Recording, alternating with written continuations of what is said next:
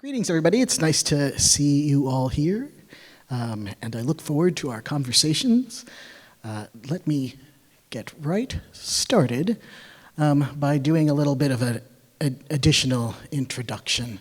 So you heard my academic pedigree, and that I teach at UWM. These things are true. But there's a reason that I have centered my expertise on intersex and transgender issues, and that is because I am myself someone who was born physically sex variant, and I have myself gender transitioned in adulthood. I'm also married to a woman who is intersex by birth, who was surgically assigned male at birth, and who gender transitioned, so we did a little do-si-do, which sounds funny, but it was also kind of traumatic. But that is my personal experience that has made me interested in these topics from a young age. And my fellow panelists, I'm looking very much forward to talking with you soon. I'm not going to go over your bios again. That would be unfortunate, tedious for everyone. Let us instead say that, first of all, there is a really large amount of art produced by trans folks in the US and in the world today. There is no way that I could be presenting you with a survey of it, and I do not intend to do so. I will, however, just gloss over some key themes and reference a few artists as I speak. So when we think about trans art, often what we think of is art that portrays trans people, and that is certainly one of the things that trans art does. Ray Senerigi did a series called Transcend that was exhibited here in the Milwaukee area last year of portraits of trans folks, and Ray also is a trans person, and so that is a sort of depiction of trans appearance for folks. And then people also, when they think of trans art, think in this sort of documentary sense. And there are lots of documentary films produced by trans people about trans experience, but we shouldn't reduce them to the merely documentarian. So if we think of, say, Rhys Ernst's Dear Lou Sullivan, that is very much a portrayal of an historic person. Lou Sullivan was a pioneer in terms of seeking medical gender transition services from a transmasculine position at a time when those services were generally only being offered to trans women, and also as a person who would, after transition, be a gay man at a time when gender clinics were still conceiving of their job as producing straight people. So coming out of a really sort of interesting 1940s and 1950s perspective on trans folks, which saw gender clinics as taking perverted homosexuals and converting them into nice domestic housewives. That vision of what it means to be a trans person, not contemporary, is it? But it was still strongly influencing gender clinics in the 1970s at the time that Lou Sullivan was transitioning. So Rhys Ernst's film describes this experience, but it also does so in a very interesting, artistic, trans-mediated way, making comments on trans experience by using one medium to portray another, and this translation of media through one another helps articulate some of the themes that are present. But artistic expressions, they can be live. So thinking about performance art, like Wu-Tsang's Shape of a Right Statement is a performance piece, and it is less, didactically and literally about trans experience because Wu is doing a monologue that is written by a person who's on the autism spectrum. And so talking about a marginalized sort of experience, but not literally it having to be a trans experience in order for it to speak to trans people and their own experiences of transition. And let us not forget that there's all sorts of arts that are non-visual. So say music, this Shay Diamond's I Am Her, which was a sort of breakthrough musical hit for her last year, is a good example. Okay, so that was my very brief, there's a lot of different kinds of trans art. Now, my job, as I understand it for today, was to first introduce and explain what exactly do we mean when we say transgender experience, and then to put that into world historical context so that we're thinking not just about what does it mean to be a trans person in Milwaukee in 2019, but looking at sex and gender variants in a more world historical perspective, and then relating that back to artistic expression. So we'll be doing that, and then we'll be having our artists come up and entertain questions from you and from me so that we can see personal reflections on that topic. Okay, you ready? Here goes. So, how do people think sex and gender work? Every culture has a belief about the way that the world works in various ways. We tend to call these ideologies, but beliefs that many people today in the United States would hold of how sex and gender naturally work. I mean, an interesting thing about it is that they aren't articulated. You don't usually see it written down, because the whole idea about people's presumptions is it means the things you don't have to say, because everybody knows. So if I were to sort of speak for this idea about what natural sex is, I've just written it down there, as ordered by God if you're taking a religious person, or if it's a secular thing, it's like evolutionary biology made this happen, that you have humans coming in two and only two physical sexes. The reason that they come in two and only two physical sexes is because that makes a reproductive unit, and thus reproduction is essential to human survival, and this makes heterosexuality necessary for survival of the species, and genitalia the determinative factor in people's sex and gender, so that genitalia determine what your gender is. That means what sorts of roles you're expected to occupy, how you're supposed to understand yourself, how you would present yourself to others. All right. Within, say, gender scholarship, we refer to this as binary sex-gender ideology. Okay, but most people don't. I mean, most people never use the word ideology unless, occasionally. When you're complaining about somebody else, maybe once in a while you use it, but most people don't. An ideology just means a set of fundamental beliefs in a given society. All societies require them, that's how they function, so that people share a set of expectations about the way the world works. Ideologies are treated as social facts. That is, they're treated as if they were natural facts. They're just as important and taken just as much for granted as a natural law. So for people who are holding binary sex-gender ideology, they would think to themselves, apples fall down, they don't fall up, people are male or female. That's the end of the sentence, right? That's how it works, that's just nature. But some of these are in fact natural facts, and others are cultural understandings. It's important for us to be able to recognize when we're talking about one or another, but people have trouble with that, because that is what it means to have an ideology. You can't really see it. You're often unaware of it. You need somebody else to point it out to you.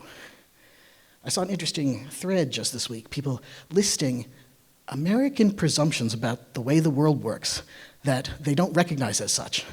So, for example, saying, if you hear, you're reading a top 10 list, it's like top 10 successful, whatever, Americans under 20, women under 20, whatever it is. And what is successful going to be defined by? You've got some sort of well-paying career that has made you gain recognition, that it's financial and career-centered. It's not going to be the top 10 people who have achieved enlightenment. Right? So there's a presumption about what constitutes success. That's an example of an ideology that we tend not to question because it's just the way we understand the world as working. So we need people to show us what our own ideologies are. Scholastically, we do this by looking at history, sociology, anthropology, fields that give us a perspective on given societies. But on the one-to-one basis, where we often get our most insight is talking to other people who don't share our perspective. That is why people who are living on society's margins have understandings of the social rules of a society that many people lack, and thus they serve an important purpose in communicating what this society believes. Okay, that was all very abstract. Let's get concrete. I will give you an example. What's a sexual ideology? It's Basel, Switzerland. It's 1480. There's a court case. Who is being brought to trial? A rooster. What law did the rooster break? Why, the law of nature. The rooster has laid an egg. A trial is held. Testimony is given. Yes, it is indeed a rooster. Yes, it did indeed lay an egg. That violates the law of nature. Okay, it's guilty. They sentence it to death, burnt it at the stake. Don't know if they ate it afterwards. Okay, that is we don't generally see court cases like that today. Strikes us as odd. Why did they do this? Well, there's this belief that that was held at the time. If you broke the laws of nature as set by God, you were monstrous, and thus you would spawn monsters. In particular, they were afraid of cockatrices, which are some sort of rooster dragon. Okay? So a cock's egg, and there still are eggs called cock's eggs, which interestingly can be laid by any kind of chicken. It's just one that doesn't have a yolk. So it's presumed if it didn't have a yolk, it's a tiny little egg. That's a cock's egg, and maybe it was going to spawn a monster. You better watch out for them. Anyway, so this cock's egg, and so fear of monsters led people to try and enforce the will of God on chickens and other livestock. Now that strikes us as very odd. We can see that that is a peculiar ideology. It is harder for us to see that we too have very peculiar ideologies about chickens and eggs, because we believe that there are hens and there are cockerels, and hens lay eggs, and cockerels go cock-a-doodle-doo, and have that like waddly thing, like big crest. And in fact, sometimes there are chickens who have that wattle and that crest, and they go cock-a-doodle-doo, and they lay eggs too. People tend not to notice them because it just doesn't fit into our worldview. And it's interesting, go Google my rooster laid an egg one day. You can find some like urban chicken raising groups where people are like, hey, my rooster laid an egg, and everybody else is like, well, how stupid are you that you can't sex your chicken properly? That's a hen. This is Johnny. Johnny was really famous in like 2012 in Italy for some reason, because he was a rooster who led a normal roosterly life for a couple of years and then started laying eggs. And he was presented in the Italian press as a transsexual chicken. That is really weird, right? Johnny didn't wake up one day and be like, I'm going to gender transition, I'm going to lay an egg, right? In fact, Johnny is an intersex chicken, right? A chicken who is sexually intermediate between male and female sex statuses, and didn't wake up one morning and decide to change genders, right? So we need to understand the difference between what it means to be intersex and what it means to be transgender, and we need to recognize that both of those things exist so that we can understand the way that the world works. Okay, so our job, if we want to accurately understand people in the world, is to recognize empirical reality. That is, how does nature actually function? So this is the sort of thing I would spend an entire class on teaching, a whole semester, if you were in one of my classes, but we don't have that time, so this is going to be very quick. Here is your quick summary of the way the world actually works. Sex is not a binary, it is a spectrum, and people and animals have always been born sexually intermediate. They have some sex characteristics expected for male, some expected for female, or they have intermediate characteristics. And those could be genital or gonadal or chromosomal. So multiple ways. There are many forms of intersex embodiment. Similarly, gender is not a binary. There are people who have non-binary gender identities, and these have been recognized throughout world history. That is, there are many societies that have 3 or more sex gender categories. 3, genitals do not determine what your gender is. And we see this all the time in that we encounter people who are male but feminine, or female but masculine. gender expression is not determined by your genitals. Similarly, gender identity is not determined by your genitalia. That's why we have trans people. Finally, we're not really talking about sexuality today, but heterosexuality is not a natural requirement. If it were, it would not be the case that you can find in every species that has been studied same-sex activity. And in some species, that it's the norm. Dolphins, for example. Dolphins are really into same-sex pair bonding. They like to hang out in pods of the same sex, and then when they get together and it's breeding time, they're like swingers. They like go in pairs. They're like, switch, do-si-do. Little boy pair and girl pair gets together and does some breeding, goes back to their single-sexed pods. Anyway, so a quick vision of world history. Because intersex status is a part of nature, and people have always been born intersex, societies have always had to deal with that.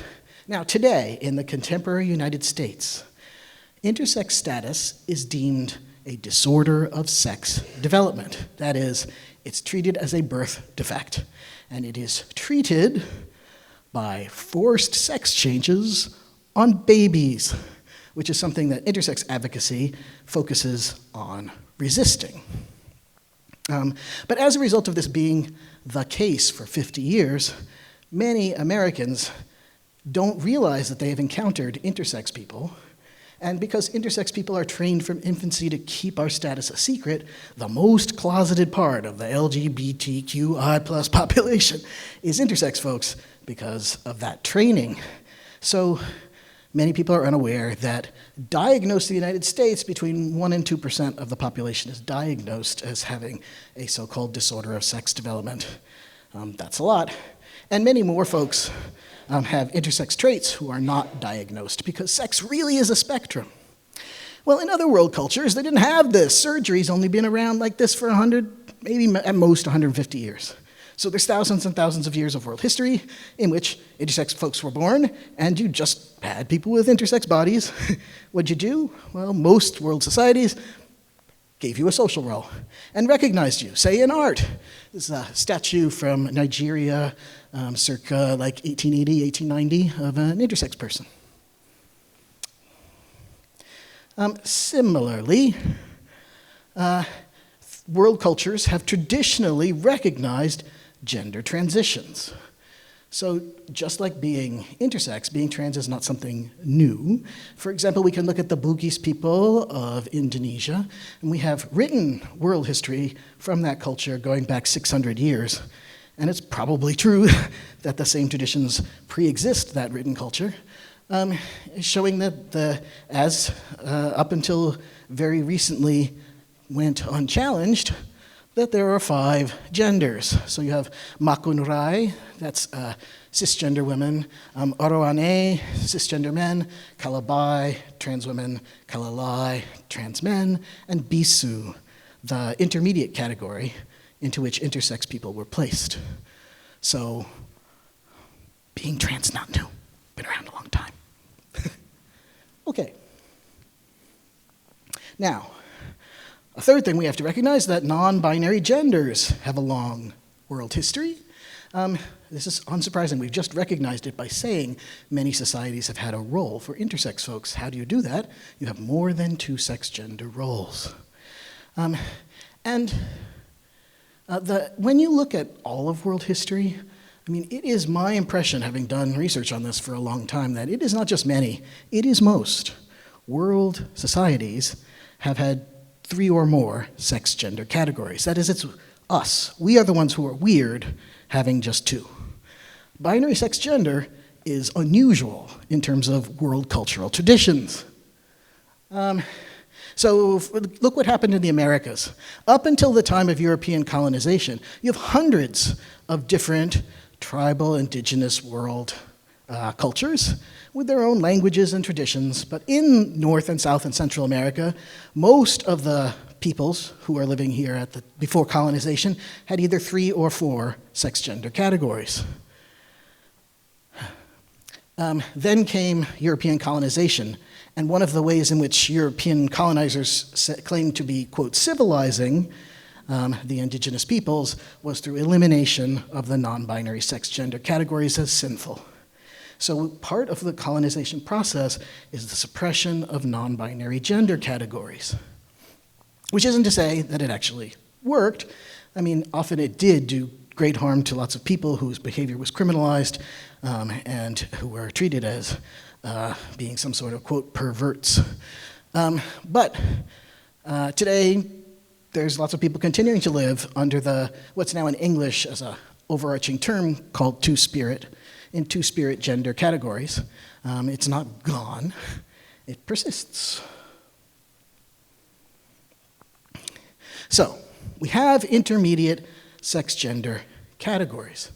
One of the things that's interesting about them is that in many world traditions, people who are members of the non-binary sex-gender categories are treated as having some sort of special spiritual roles to fulfill for the community. So, remember we mentioned the Indonesian Bugis people and their 5-gender system, and that there was one category, the intersex category, called bisu. To be a shaman among the Bugis people, you must be bisu. You could be bisu by birth, so you're an intersex person recognized at birth and assigned bisu, or you could transition to bisu and be like in the non-binary category if you went through some very rigorous rituals that involved stabbing yourself in the eye with knives and going through these very strong proofs of your fortitude to be a member of this very important sex-gender category. But the bisu were the shamans. And two-spirit cultural traditions often involve special spiritual roles that varied by culture that were performed for communities. Another example, Hijra, folks in India, Pakistan, Bangladesh.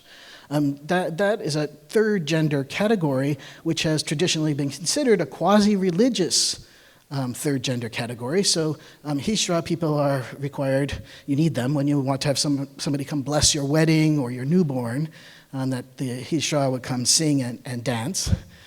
This is Mohona, a portrait of a Hijra individual. So this tradition is long-standing, and it relates to roles played in the arts, because often spiritual practices overlap with artistic ones.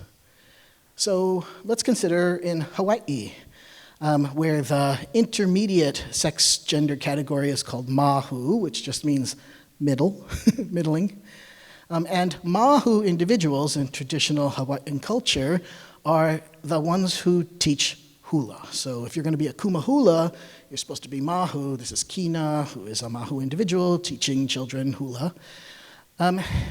And hula is not like just this pretty thing that tourist dance that you see on Hawaii 5-0 TV show years past. That it is instead, super important to Hawaiian culture because this is an oral tradition, not a written one. And how did they, codify their histories and their traditions and their legends as hula? So this is how the culture is preserved through this artistic practice of dance and chant and music, in which the mahu individuals are very important. So a liminal sex-gender position has often been understood to give you special spiritual insights and to serve special roles for your community. Okay, I will now do a very brief discussion of some ways in which trans experiences relate to artistic expression in contemporary United States practice. So let me go back to Ray Singarigi's Transcend series. Here we see portraits of Malik and Alok. And these are intended to try to convey to a general audience, meaning largely cisgender audience, what trans people are like, and not just what they look like, but that somehow it would communicate more about what they are like as people. So Ray Sinarigi, in doing these portraits, does not use natural skin tones, or does some, but uses a lot of very bright colors and multiple sorts of bright colors to try to convey that experiences of intersecting identity are something that trans people share, but also that they lead colorful and vibrant lives. And also that they are very visible. And part of the trans experience in the United States, living in a marginal sex-gender position, is people look at you. And so you are made visible in a way that is often seen as, often experienced as, often accompanied by experiences of oppression, harassment, discrimination. But instead of making these portraits look very depressed, Ray has also made the backgrounds each one of them is this happy blue sky. Blue skies smiling at me, So they're all, it's not stormy skies, it's like a hopeful, happy expression. Or Ashley Altadonna, one of our panelists for today, in her film, Whatever Suits, communicates another aspect of trans experience, and that is the experience of transition itself. And that experience is one that, many people who are cisgender, not transgender, are curious about and want to know what it's like, but also relates to universal themes of change in people's lives. And so what Ashley does is, in narrating her experience of what her gender transition was like, use this sort of, metaphor, artistic practice of taking a men's suit and deconstructing it and putting it back together and coming out with a garment that suits her better. And you could watch this online if you go Google it. It's cool. So this experience of the transition process is another thing that people seek to communicate, and do so not just to try and hope that people understand trans folks better, but that it would resonate with people for a number of reasons. But one of the main purposes that a lot of trans people produce art to do is with this goal of trying to reduce marginalization. So trans people have a lot of negative experiences socially today in a society where we are often perceived as problematic, or as frightening, or as dangerous. So in her sort of breakthrough song, I Am Her, you can read these lyrics. There's an outcast in everybody's life, and I am her. There's a shadow in everyone's front door, and I am her. There's a dark cloud in everybody's sunlight, and I am her. Oh, I am her. And partly this is a cry of pain, right? This is an experience of being a trans woman of color facing violence, unemployment, discrimination. But it is also a form of outreach in an attempt not to just win empathy or sympathy, but instead to show connection and solidarity with other people who are suffering. People who are suffering because maybe they're trans as well, but for other reasons. That is, that this experience of suffering is very widespread. Social marginalization is not something just experienced by trans folks. And that this need for us to support one another when we are in those outside positions is really important. That's how we build community. That's how we redress this sort of social injustice and replace it with justice. Okay. But trans experience doesn't need to be literally portrayed in art for it to have important influences on that art itself. So I thought I would give you the example of Yatunde Olagbaju, who is an Afrofuturist artist, does various visual arts, including film. And this is a really cool video titled, I Gave Myself Space to Go Back, Part 2. There's no Part 1. And it's very, very interesting because what they do is they appear in the video itself in past, present, and future forms at the same time, communicating with one another in a way that is reflective of an experience that is very transuniversal. And so there's ways in which this business of moving through time and communicating with past and present and future selves is a trans experience in a sort of literal way, and that a lot of trans people say, I wish I could go back and tell myself something, like, you could do this, or go ahead, don't wait, or don't listen to people who are negative, or here's all the things you should be prepared to face that you didn't think of. But that's very literal. It's also a way in which transitional experience means moving through time. And that all of us, in order to be human, need to do that, to grow, to change, to recognize that this is happening, to integrate our past and future selves. Which brings us, I'm totally doing this on time, to Jamie Nares' work. And I see that most of you did go and see her exhibit, so that's great. And you do not see in Jamie Nares' exhibit a bunch of portraits of trans people standing there saying, hi, I'm a trans person. But you do see a whole lot of ways in which these themes of transition are evident. And that is great and fascinating. I mean, the title of this exhibit is Nares Moves. And what is transition but a movement from one stage of life to another? And that our trans experiences are a resource that we can use to communicate themes that relate to stuff that are impactful not just for trans folks. And that's good, because all human experience is fluid.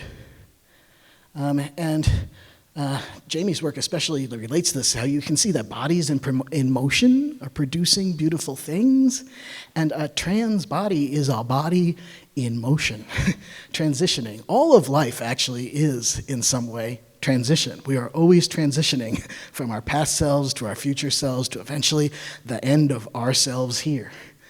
And it's important that we be able to reflect on that.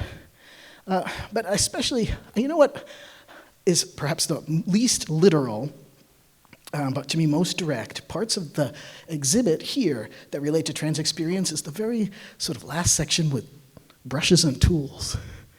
Now, I mean, you look at a brush and you're like, that is not a trans person, clearly. But the process of having to transition today and negotiate social and perhaps medical and legal systems is one in which there's a popular imagination of how transgender experiences go, and that is, one day you go to a doctor and you say, I am transgender, and they go, oh, and they give you, quote, the surgery, and the next day you're another person. It's a very passive description of transitional experience, and that's not what it's like at all. In fact, we must constantly produce the tools that we need in order to move through these changes in our lives, and those can be very literal tools. You know, it could be a body appliance. Often it's a social tool, a way that we learn to talk to people about our experience, or a way that we form a bond with somebody who's going to ally with us, who's going to allow us to have access to a bathroom. We have to create the tools we need to live our lives and express our truths. And basically, in the end, that the journey is the destination. Transition is not a thing that happens one day. Transition is a process that we go through for years and years and years and years, and I would say all of us are always, in some way, in transition. So looking at the art of folks who are transgender people can help give us insight into our own lives. Okay, and I'm right at the mark. I would like to now, thank you, Jamie. Excited to converse with you all now. I'm giving these people a chance, just a minute, if you wanted to write a thing. You're I just quickly wanted to say that I like that you mentioned my brushes, because I've always thought of the brush as being the tool being a kind of trans tool. It has a hard handle, and it has a soft filament. You know, it's a very trans kind of object, a paintbrush. And, you know, I've always been aware of that my paintings, I'm sorry to Please launch into this, but my paintings have been the clearest expression for me of my deepest nature. And no one ever picked up on it, which is kind of nice. I'm very happy that people have been picking up on it lately, because it's not what they're about, but it's evidence of me, you know. I will just mention that for many people, there is an experience of folks when they come out as trans saying, you know, I've been sending out messages my whole life, and you're all like not picking up on them. So I think that's also really universal or common. Yeah. Okay, well, I would just start in then by saying, I don't know, Ashley, how do you feel that your experience of transition relates to your art and expression? Well, for myself, my transition and my sort of artistic career have kind of gone hand in hand. I transitioned shortly after graduating from college and starting my film career. And the first piece that I made was the Whatever Suits You, which I actually made for a transgender film festival. It was the first festival I'd heard of that kind. And being trans, newly trans, transitioned, I should say, I knew I had to make something for this. And so, again, my whole career has been interwoven with my transition. So they are married, so to speak. Is that too literal a question for you? Do you want to ask to answer how you feel that your art and transition experience relate? Well, it's funny because the very first art show I ever put on was a series of photographs of myself presenting female. And I must have been about 17 or 18 at the time. I remember all my friends and family were really shocked. And they didn't, I thought I was kind of making a clear message to everybody. But no one really understood it. And they didn't get how deep it was. They just thought it was kind of weird. I thought it was a great show. I still have some of the photos. I was so much prettier then. Like I had to wait until I was 65 to begin this, which, you know, my children are grown up and they've left the house, and people say, why now? You know, when you're 65, and I can only say, why not? It was the right time for me. Yeah, absolutely. I mean, actually, we're all parents up here, I have noticed, and these relationships between what we do with our own lives are not just about us. We transition in relation to other people. I know for example, I waited until my kid was 14 or so because of fear, because we knew we had transphobic neighbors, of getting reported and having your kids taken away from you. So we waited until my kid was like old enough to be able to be out there and be like, oh, yes, I'm the biggest cheerleader. I'm so happy about this. Go ahead, go for it, yay. So that I didn't have to face that question of, am I somehow torturing my child by transitioning? There is so much pain and suffering in the history of trans people. You put it so clearly, the kind of advent of the binary way of seeing things, and the kind of what do you call it? The squashing of the whole two-spirit culture by the European, those creeps, European invaders, my ancestors, who did a pretty good job on me too. I didn't breathe a word of this to anybody because I knew it was made very clear to me at a very young age that this was wrong and shameful. And I grew up I still experience shame. I still experience shame about who I am. Every time I walk out of the house, I have to kind of take a deep breath and walk out the door and try and stand tall.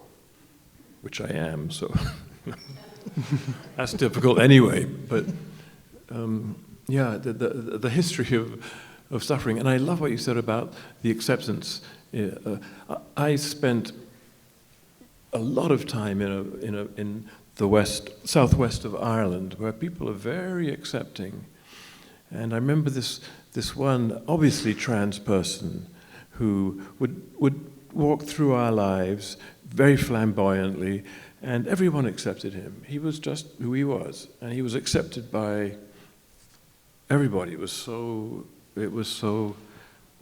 gentle or something, you know. But we have questions. I'm sorry.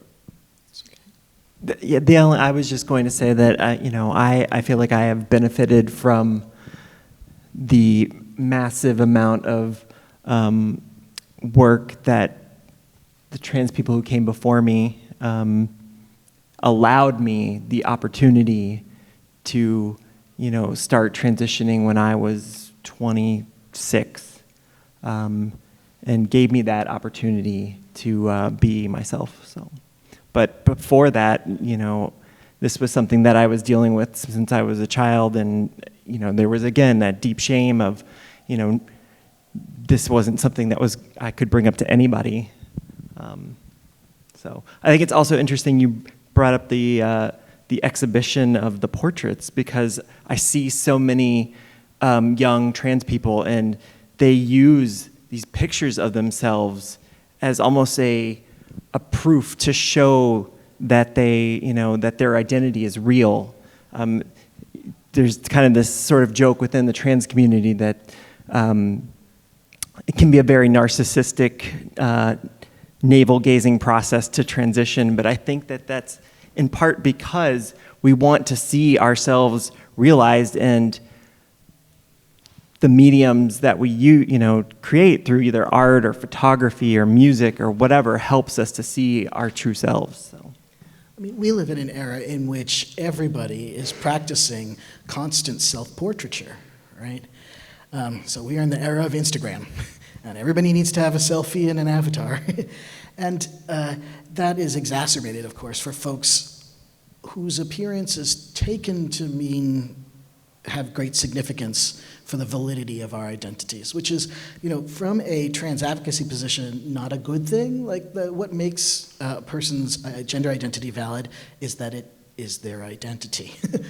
And to say that somebody doesn't count as a man or a woman or non-binary because they aren't the right height, or they don't have the right shoulder width, or their eyes are the wrong shape, or whatever, makes no sense whatsoever. This is about identity. But we live in a world in which that sort of gender policing is very commonplace.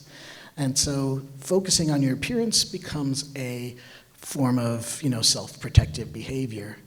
Not that it isn't for people who are cisgender, especially cisgender women, but it becomes especially so if you're, say, a transgender woman, so my empathies. But there's a positive aspect of that in terms of its ability to make you have very strong, clear experiences of examining yourself. Yeah, it's really, I don't know how to do this. I don't know how to be a woman. All I know is that I have this feeling, and I've always had this feeling inside me, deep down. And I've never been able to express it or show it. And every day is a learning experience. I don't feel like I have the right to call myself a woman yet. I just don't, but one day I will, maybe. If somebody, for those of you who are cisgender in the audience, came up to you and said, how can you prove that you truly deserve to be recognized as a woman or a man? How could you answer that? There is no definitive answer to that. It's just that nobody generally walks up to cis people and says, prove to me your gender identity is real. And so it's an unfair test for us, to have to say, prove to me you really, truly, truly identify in some way. Also, but like having seen the female experience from outside for so long, to be inside it is so many revelations every day. That's all That's all I can say about that. It's wonderful. It's a great exercise in empathy. I suggest it to all of you, except Empathy? empathy. Yeah. There's a portrait in my show of Hilton Als, who is the theater critic for The New Yorker. You may know his writing. And when I was doing the portrait, we were talking about my hidden self, because I have friends who I talk to. And at one moment, he expresses this empathy. It's like he's carrying. He's expressing empathy for every injustice that was ever committed by anybody. It's so powerful, it's so strong. He looks like a mountain, and his face just melts into this expression of like profound empathy with my pain. I was talking the whole time I was shooting him, and his reaction is very beautiful if you take the time to watch it. That's wonderful.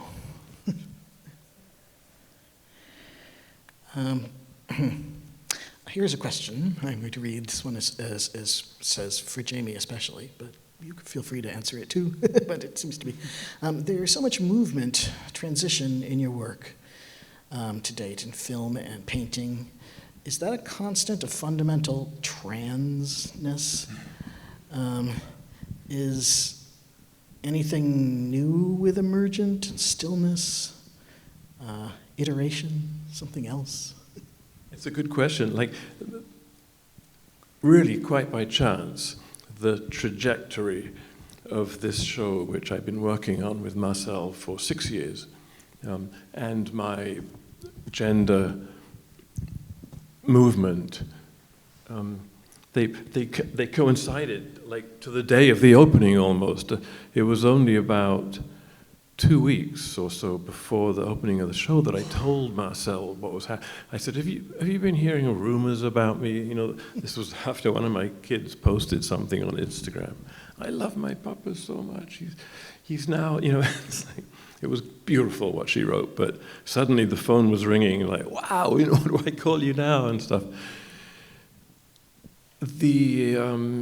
So suddenly it was out, and I didn't present myself, show myself to anybody, like publicly, until the opening of my show at Casman Gallery in New York about 5 days before I came down here to install this show. So, I'm new to this. I was even newer then, but it was a remarkable confluence of events in my life, two major events coming together at the same time. And it doesn't seem so strange to think that the title of the show is deeply embedded in what's happening in my life. And that's a really good question. I think movement, as you said, transition is it's not something that happens, like with a flick of the fingers. It takes time. Yeah. Thanks. I would just say that I think, in the work that I've done, whether, again, that is songwriting or filmmaking, maybe I'm not even aware of it as I'm creating a piece, of how much my gender identity or transitioning and these aspects of being trans work their way in until maybe after the fact, and then I look back and I'm like, oh yeah, that could be about that as well. So I do think that, just as all parts of ourselves come into our work, of course, being transgender is going to make its way in there as well. So. Yeah, I was thinking about numerous things I've also done in the past without a particular focus on being transgendered. One of which I was searching for a kind of a script, a ready-made script for myself. This was back in 1977 or 78. And I decided to take the script from television, and I plugged myself into a television in front of an audience, and I flicked it from one channel to another with a remote. And the audience couldn't hear the TV, they couldn't see what was on the TV. All they could see was me reenacting a kind of collage, a kind of semi-crazy collage of familiar voices. It might go from a male newscaster to like a commercial for soap, or a soap opera, or a movie, or a sitcom. And I just reenacted all these different roles, male, female, young, old. I did it for a couple of hours and then collapsed. But that was a pretty clear expression of my search for, to show myself. Another question that's posed by somebody in the audience has to do with mirrors, and ways in which, as artists, you mirror contemporary American society, or how does contemporary American society reflect you to yourself? It's a good question.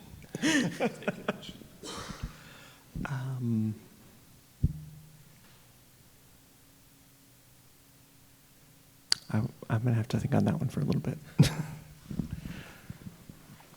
think. Go ahead. Yeah, sure. I'm just amazed at how much progress has been made in the, since I've been alive. When I was young, there were no words for it. There was no expression of it that I saw. If I did, I noted it. Like any expression of gender confusion is like creates a key memory in my life, from mistakenly being given the girls' prize instead of the boys' prize at kindergarten. They go way back. I can remember all these little things, and so much progress has been made. I was amazed when my little niece and nephew went to their new school after they moved to Seattle, and the first thing they were asked the first day in school, like, what's your pronoun of choice? That blew me away. It's like, wow, incredible. I want to both reiterate that, but also resist it to a certain extent. I'm just thinking about the idea of the extent to which you're mirrored back into a society, and it's not just in terms of how people interact with you or what you see on your television. I think in terms of the supposed facts that we are taught. I think of the textbook that people used in their high school biology class. I mean, I can tell you that it was in science education, and getting sex ed and being told this is the two kinds of people there are, and these are what genitals look like, and these are how bodies work, and there's these two kinds of humans, and then facing that and saying, am I an alien from outer space? How can I not be one of the kinds of human, and not having mirrored back in a description of empirical reality, intersex experience? And we have gone through a lot of positive changes, especially I never identified with the binary sex that I was assigned at birth, but it was very hard to find a way to talk to people about that, and now it's very easy for me to articulate that. But the high school biology textbooks look exactly the same. So there's still a lot that we need to do, and that brings a question from the audience about what people in the audience can help to do to make the world a more welcoming place for trans art and trans folks.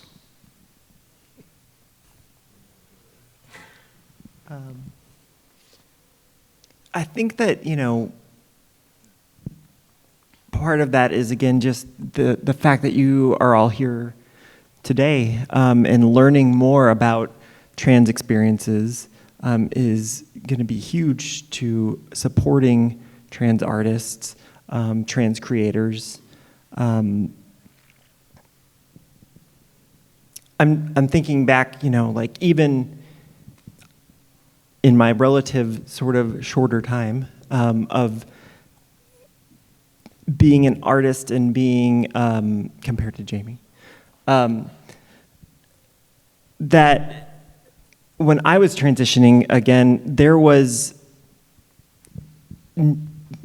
no good examples of trans folks that the way that there are now. You didn't see trans people being the creators of TV shows.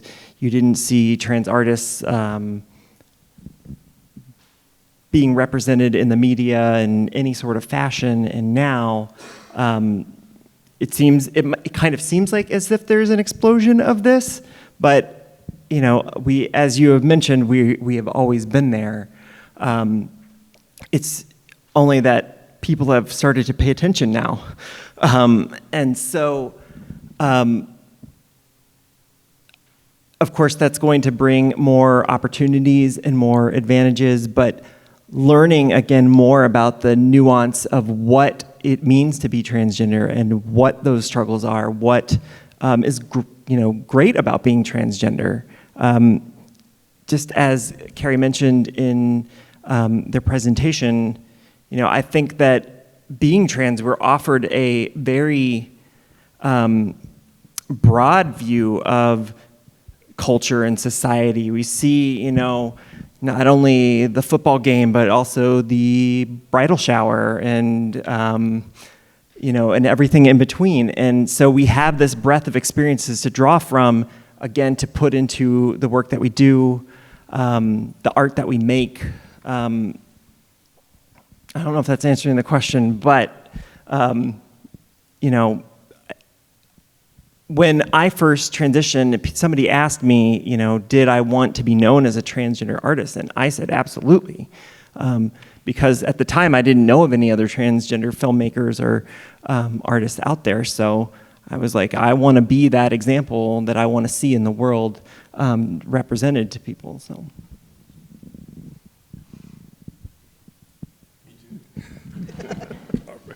I can't remember the question, I'm sorry. What people in the audience helped you? I agree, like just by virtue of your presence here, it means a lot.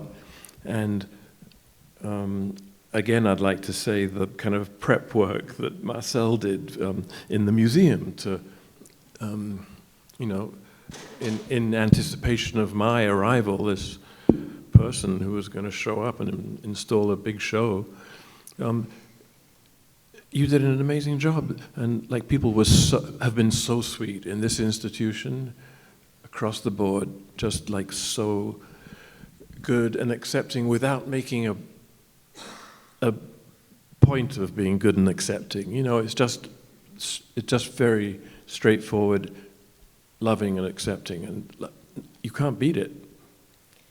I think something that I would add is simply by asking questions about folks' experience and expecting us to be part of the story, it changes people's experiences of the world a huge amount. I'm thinking of one specific statistic from a couple years ago. Minnesota did a big survey of school children, so they're looking at kids who are in primary and middle schools, and they just asked the question, do you identify as a boy or a girl or as something else? And 2.5% of the kids answered the something else because it was an option. And then there was a bunch of reporting, oh my God, all of a sudden there are these non-binary children, none ever existed before and now they exist. That's ridiculous.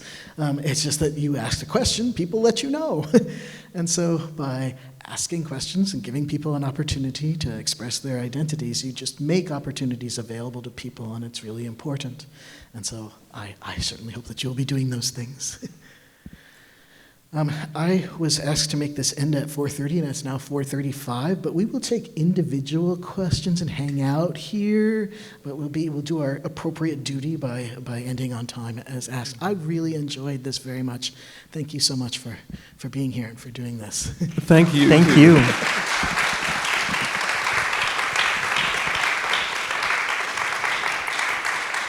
I really enjoyed your presentation. It was fantastic. I learned a few things. Any questions? Joe wants to talk from the audience. Go ahead. I would like to thank you all because it's a big experience and it's a gift to us. And having listened to the opening, Jamie, and hearing you now, and I have to say your voice is bigger. That's nice. And it's joy. And I was pretty scared when I came here. I pushed this and I was angry and I was scared and Thank you. I thank you for doing that too, because we wouldn't be here if you hadn't. And the museum responded very well, I thought. And there are now all gender bathrooms and little things that mean a lot.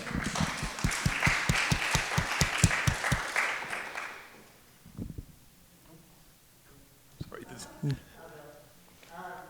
is for Amy or Ashley. Do you think that your art would be different if you knew that, like, only transgender people would see it? If you had a way to, like, filter out people with or like that, just a thought experiment. Do you think that you would change anything for a trans audience versus a registered general audience? That is a great question, too. I don't think I would. I think that the things that I want to say are going to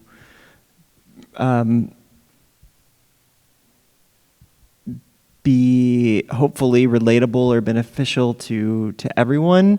There might be maybe more of an immediate connection or recognition between if it was just a trans audience with some things, but just as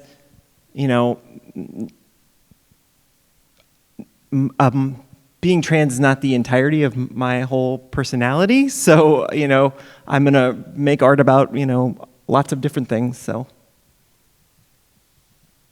Yeah, I would kind of agree. I would say no. No would be my answer. Because I do what I do, I don't really do it for any audience. I do it for myself, essentially, because I have to, I want to. So I don't think it would change. But I don't know, maybe it would. I don't think so. I was trying to imagine a totally trans audience, and I see a kind of smattering of people. Like,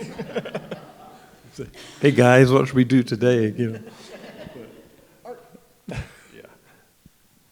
Yeah. I was just going to ask, the picture's been so lovely and meaningful, and will there be a chance, will it be recorded, or will there be a chance that you could share it with other people who couldn't be here? It's recorded, and Great. Thanks, Bridget. It's going to be on the MAM website. Yes, is my understanding. It's going to be on the museum website, correct? Yes, you'll be able to find it on the museum website. Fantastic. Not tomorrow. Did you have a question? Yeah, I was going to ask about your movie Street. Yes. We saw that with the film festival not in the where Nicole was first award with the soundtrack. Yeah. And what part of your experience is encapsulated in that, or what was the desire of that? It wasn't a particularly trans desire, I don't think, but it was more an elaboration on a discovery, which was when I was driving around New York City with a cheap high-speed camera and with one hand on the wheel and the other out the window shooting stuff, and I realized that there was something happening that was kind of special, and I should pursue it. The thing I love about that film most of all is that I come out of it, I still love to watch it. I still see things I had never seen before, even though I've watched it I don't know how many times. And there's a kind of feeling of there's no other word for it. There's no word for it other than a kind of love for the human race or something.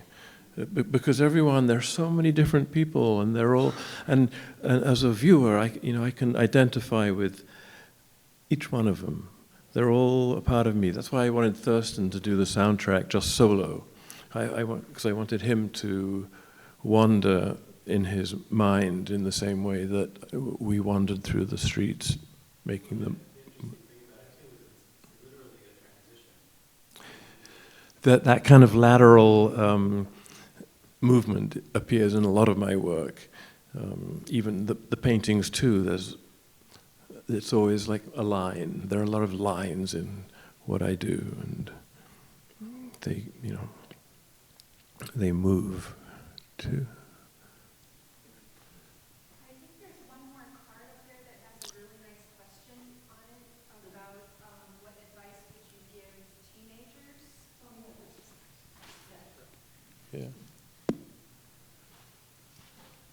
So there was a question about when people are mature enough to gender transition that I would be happy to address more in this is a sort of one-on-one question, but in terms of, I don't want to give a definitive speaking for everybody on that, but what we could do for people who are teenagers in terms of like our own artistic practice on supporting people so that they're able to be themselves as teenagers, I think that is a great question to ask right now. If somebody had a like technical question about when you're technically old enough to transition, I'm happy to answer that later. So what do you think? What can we do for teenagers?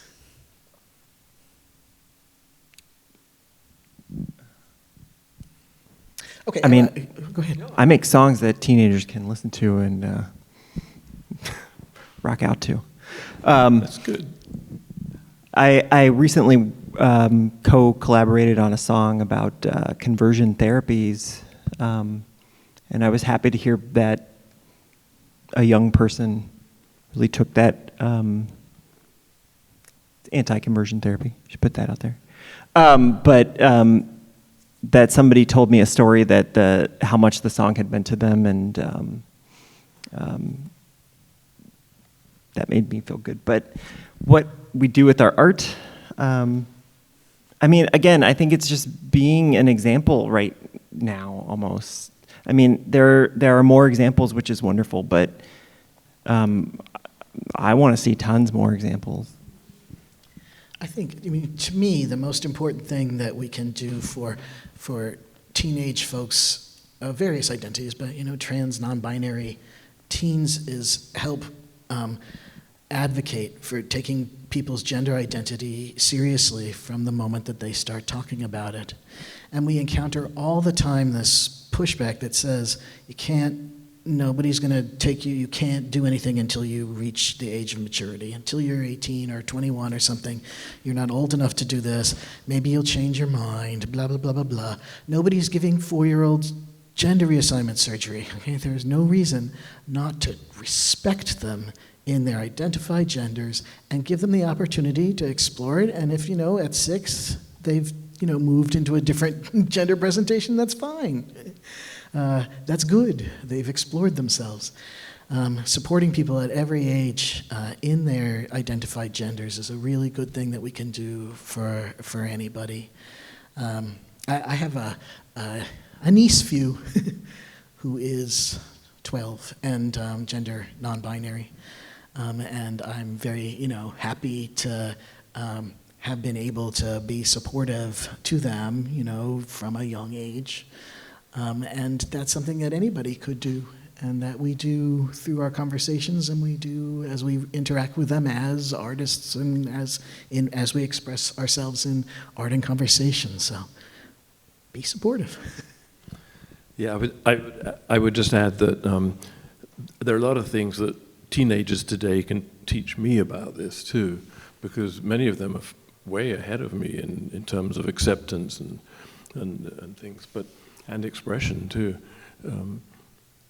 I had the privilege of doing a class here with a whole bunch of teenagers. What was it called, Bridget? The satellite program, the high school program? Yeah, it was great. These kids were doing this bus that I think got some attention in Milwaukee.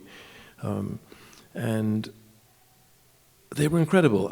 I presented myself as I am, which I guess is the best thing any of us can do, and they were just wonderful. They were so like little birds in a nest, feed me, and so accepting of me and who I am. And it was a really, really, really great experience. I'd also like to just add that a lovely story that when Marcel's 6-year-old son, Beckett, when I was coming here for the first time, Marcel told Beckett, James is going to be coming, and she's now Jamie, or he's Jamie, and Beckett thought for a moment, and he went, makes sense. I don't know what he saw, but kids have a very clear way of seeing things sometimes. Makes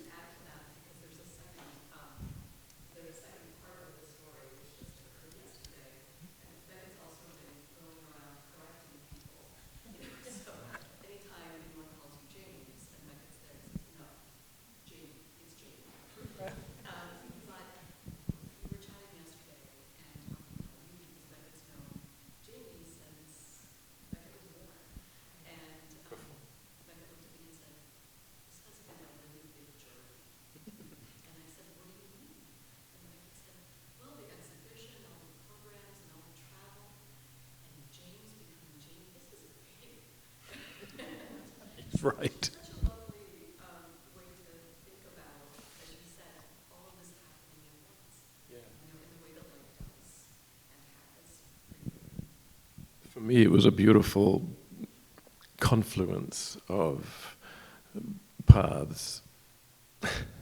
Thank you, Marcel. Just make a comment of acknowledgement to realize, as a parent of transgender teens, to realize that you're both doing a tremendous amount by being up there, talking about your stories and your experiences. And that's so helpful, I think, for this next generation, that they've had people who've made this journey and have been successful. And to me, I feel like, well, we've got to get to the point where it's not even a question, it's simply who you are, natural expression. And your presentation was fantastic in terms of how educational and well-rounded it is, and I would love to share it with other people. That's why I'm glad it'll be posted on the web, because I have family who are not at all understanding. And I like how you start with the binary paradigm that we've all been conditioned to believe is right, and then transition over, no pun intended, to a broader, more holistic expression. So just thank you all for a wonderful panel. I remember you when you, after the film program on the first film program on the Sunday that I introduced, I hadn't really thought it through properly. It started off on a humorous note and then got darker and darker and darker, and by the end I was thinking, Jesus, I should have. That was heavy, but you and your family came bounding up to me with smiles on your faces to say thank you for this and that, and it was really, really nice. And in fact, I was just talking about that moment to somebody else today, saying, yeah, it was really cool, after I showed my films, this family came up to me and they were it meant so much to me, so thank you too. Thank you. Thank you, everybody. Thank you.